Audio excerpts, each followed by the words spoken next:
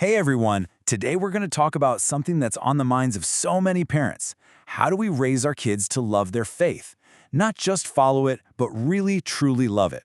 We're going to explore how to build that spiritual foundation with connection and positivity, not with fear. So this is the big question, right? How do we inspire faith without scaring our kids? It's a tough one. We all want our children to have this deep, meaningful connection, but, finding that right balance can feel like a huge challenge. It really feels like you're walking a tightrope sometimes. On one side, you have the risk of being way too strict, this kind of exaggeration. And that can make faith feel like this heavy, heavy burden. And honestly, it can just lead to burnout. But then on the other side, you've got negligence, where maybe faith isn't a big focus, and our kids can lose that spiritual anchor that's so important. So, how in the world do we find that sweet spot in the middle? Well, the answer is actually found in this beautiful Islamic principle called Taysir. It literally means ease. And this isn't just some nice idea, it's a core concept woven right into the fabric of our faith. It's a reminder that this journey is meant to be filled with mercy and ease, not constant, overwhelming hardship. And look at this. This says it all, doesn't it? This advice from the Prophet Muhammad, peace be upon him, is just so clear. It's a direct instruction for all of us. The focus is simple. Make it easy, encourage people, give them good news, and invite them with joy. Don't push them away by making things difficult. So, this is where it all comes together. It's about a shift in our language. Instead of always focusing on what not to do, on punishments and warnings, we can choose the language of mercy. Let's talk about Allah's incredible love, His compassion, and all the beautiful rewards He's promised.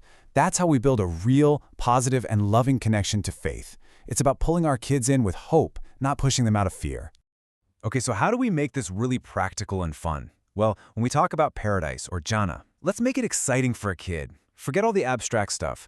We're talking endless playtime. No chores, no homework. Can you imagine? Rivers of chocolate and honey. I mean, the idea that you can have literally anything you wish for. Now that is an amazing motivator for a young heart and mind. All right, so how do we actually walk this middle path? First, we prioritize the must-dos, the required acts, but we do them with a heart full of love, not just because we have to. Then we can sprinkle in some voluntary acts that the family actually enjoys doing together, so they don't feel like another chore.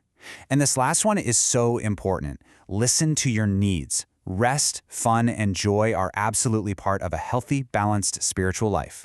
And you can really see the long-term difference each approach makes.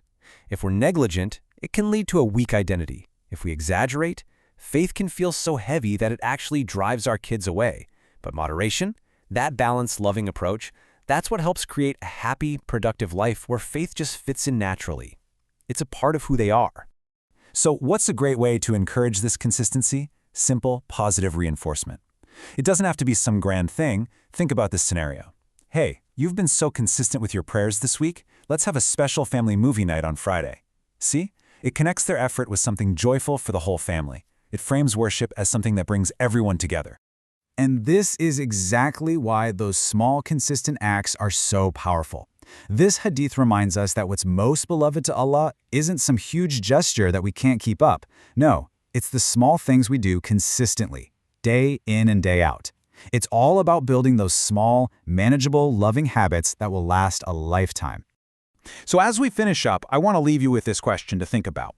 What's one small, joyful act of faith that you can start with your family today? Because it's right there, in those little, consistent moments of love and ease, that a strong and beautiful spiritual foundation is built.